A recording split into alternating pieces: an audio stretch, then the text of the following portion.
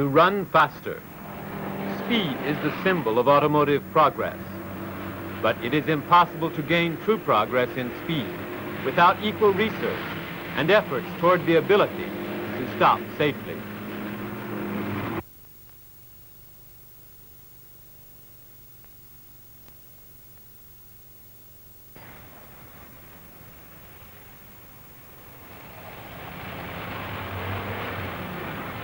In order to make a vehicle run faster, the revolution speed of the wheels is increased. In order to make a vehicle stop, resistance must be applied to that revolution.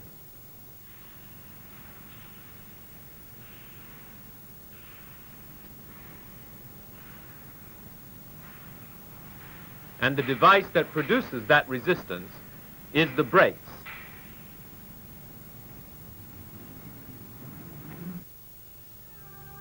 The history of stopping wheels.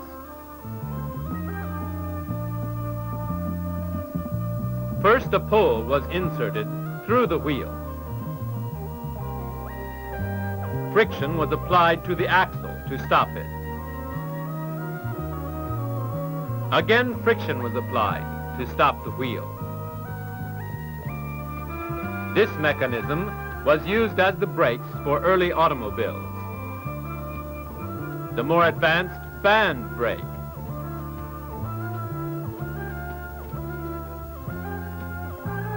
And the modern drum brake and disc brake. Brakes made great progress along with general automotive progress. However, the principle of the brake itself has not changed.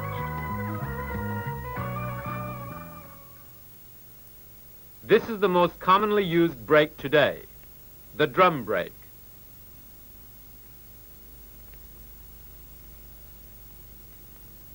The structure of the drum brake.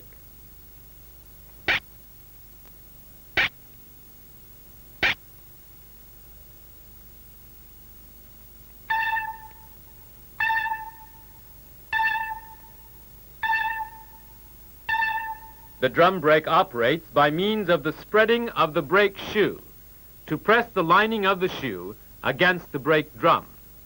The resulting friction provides great braking power.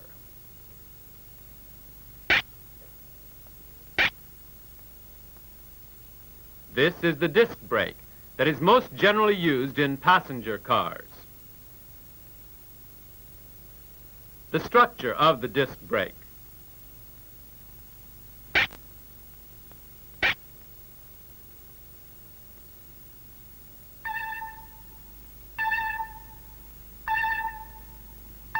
In the disc brake, the disc plate is fitted with pads, and the resulting friction provides stable braking power.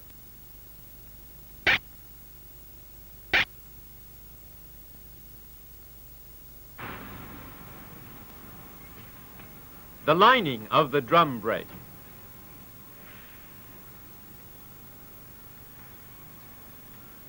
And the pads of the disc brake. This is what gives the brake its great power. Let us stop here to make a few experiments with friction. A disc is revolved with a set amount of power. Sand is slowly added to the receptacle at the far end of the lever. As the weight of the sand increases, the revolution speed of the disc gradually decreases, and finally the disc stops moving altogether. This shows us that as greater force is applied, the level of friction increases. Now what will happen if we alter the size of the area where friction is applied? First, we make the area smaller. Will the braking power decrease with the size of the friction area?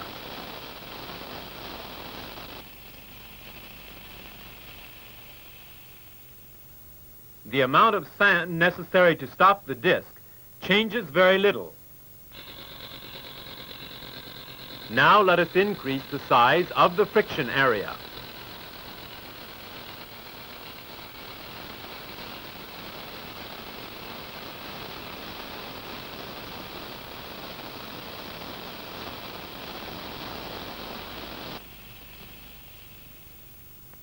Still, the amount of sand changes very little.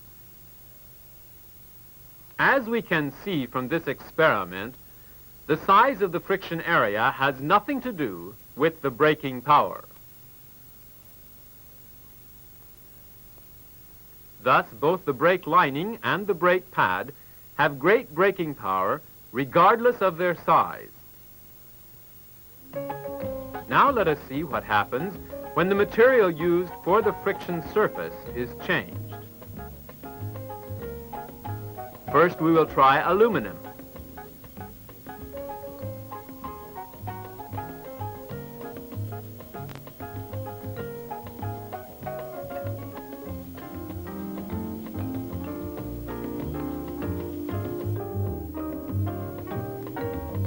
Next, let's use wood.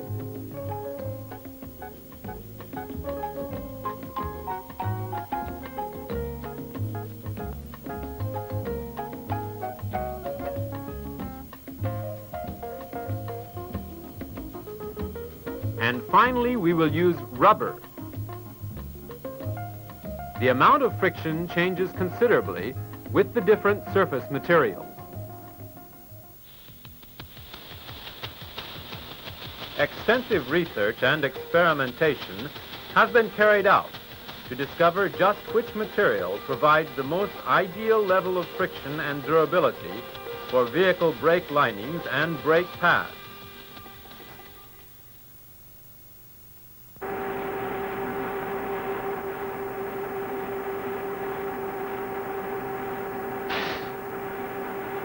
Strict bench tests.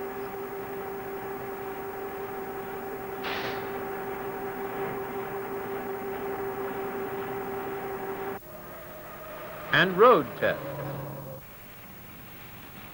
Confirmation of brake performance and safety is obtained through constant and thorough testing of this sort.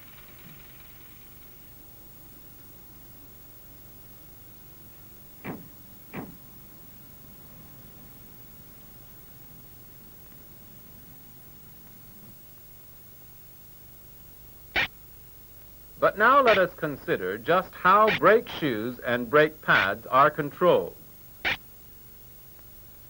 We have connected 5 cylinders with a single pipe. Let's push it and see what happens.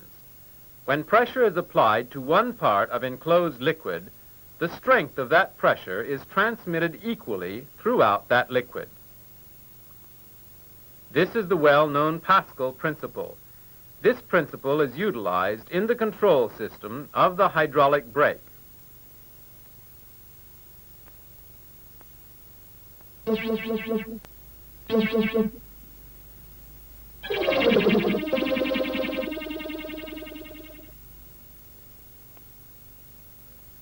is the master cylinder that transmits the force of the power exerted by stepping on the pedal to the liquid.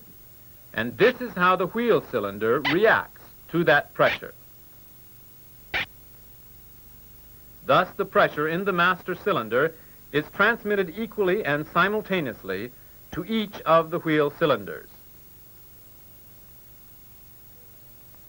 The hydraulic brake, the full air brake, and the air-over hydraulic brake.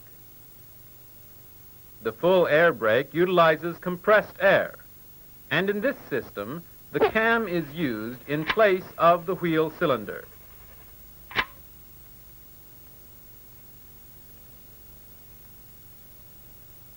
The air-over hydraulic brake.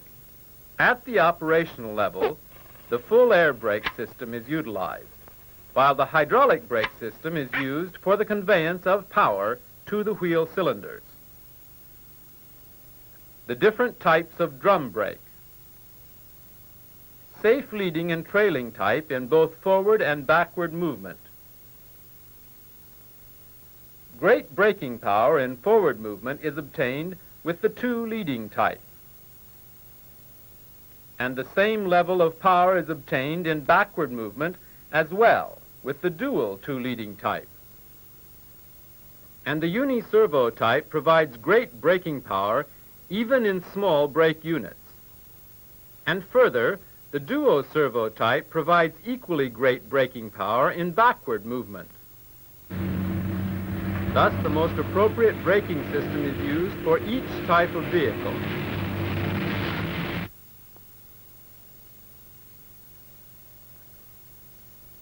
Friction gives birth to heat. This is a phenomenon often observed in daily life. This means that kinetic energy has changed to heat.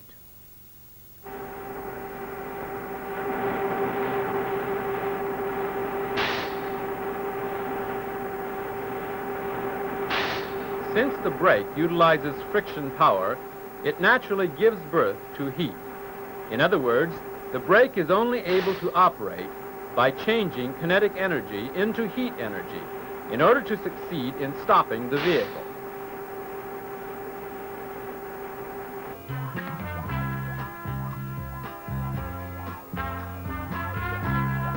Fade testing on the test course. Changes in braking power brought about by increases in temperature are tested in actual vehicles by repeatedly putting on the brakes during a run on the test course. Through this harsh operation of the brakes, it is revealed that there is a tendency for the friction power between the drum and the lining to decrease as the temperature of the brake increases. The condition in which friction power and braking power decrease with the rise of heat level is known as the fade phenomenon.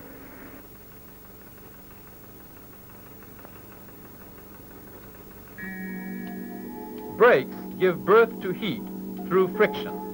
Let us stop here to have a look at the relationship between brake fluid and heat. In the case of water, boiling takes place at about 100 degrees centigrade, and bubbles are produced.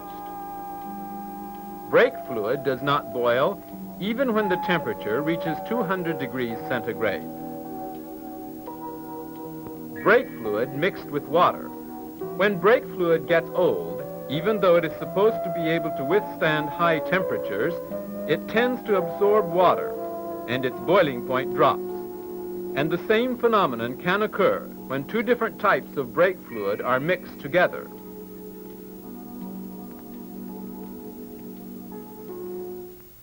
If bubbles form in brake fluid, fluid pressure is absorbed by those bubbles, and it is not sufficiently transmitted to the wheel cylinders. This phenomenon is called vapor lock and is extremely dangerous. The brakes stop the wheels, and the wheels stop the vehicle. In other words, the vehicle stops due to the friction between the wheels and the surface of the road. Now let us find out how much distance is necessary to bring a vehicle to a stop. At 40 kilometers per hour, it takes around 16 meters. Now let us make another test at double that speed, 80 kilometers per hour.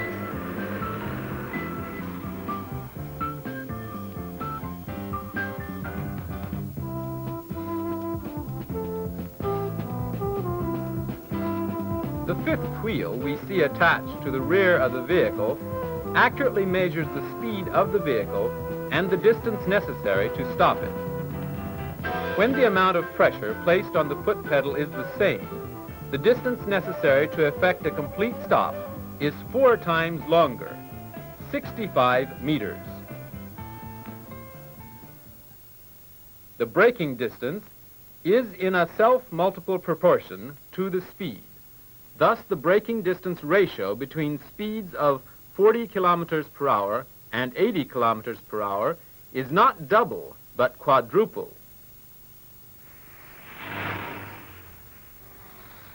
A test on a slippery road surface. There are times when the vehicle experiences a remarkable loss of direction control, depending upon the operation of the brakes and the steering wheel.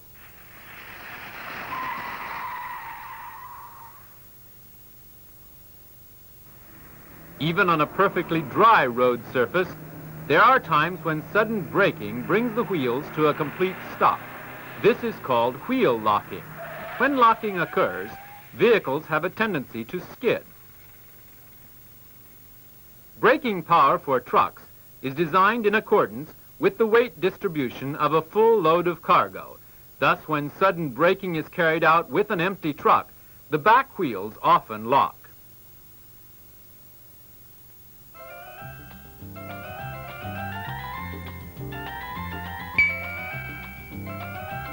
Let us experiment with a load of water to find out what happens when the weight of the load shifts from one part of the truck to another. Here we see that when the brakes are activated, inertia throws the water toward the front of the truck.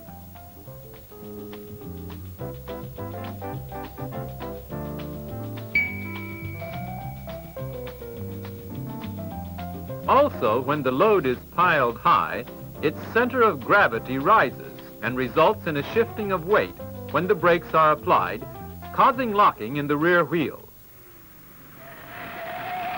During high-speed driving, friction between wheels and road surface decreases, and when the brakes are applied, the higher the speed reduction ratio, the greater the shift of load weight.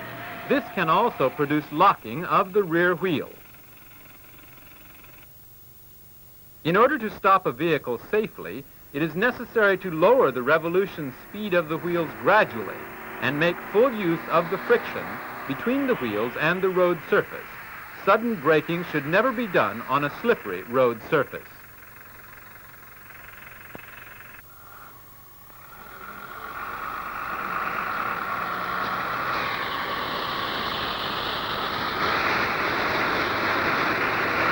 The water recovery test.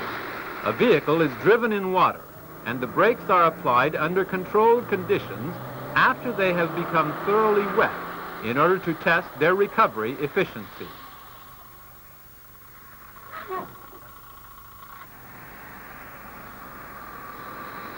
When drums and linings are wet, their friction level drops considerably.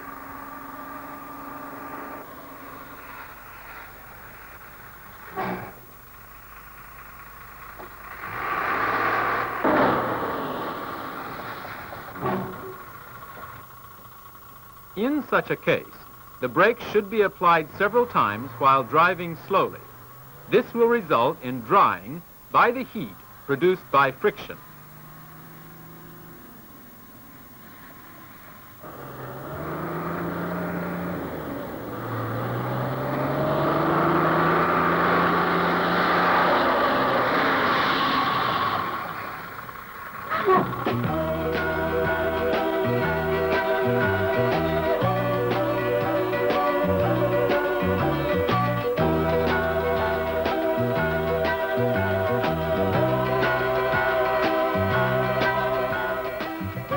Brakes ensure safety.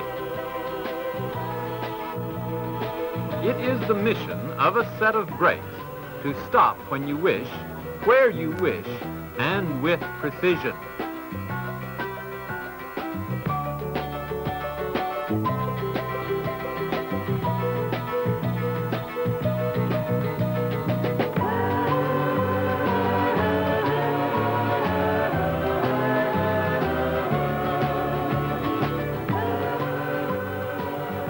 These people work day and night, carrying out brake research to provide safety for human beings and vehicles.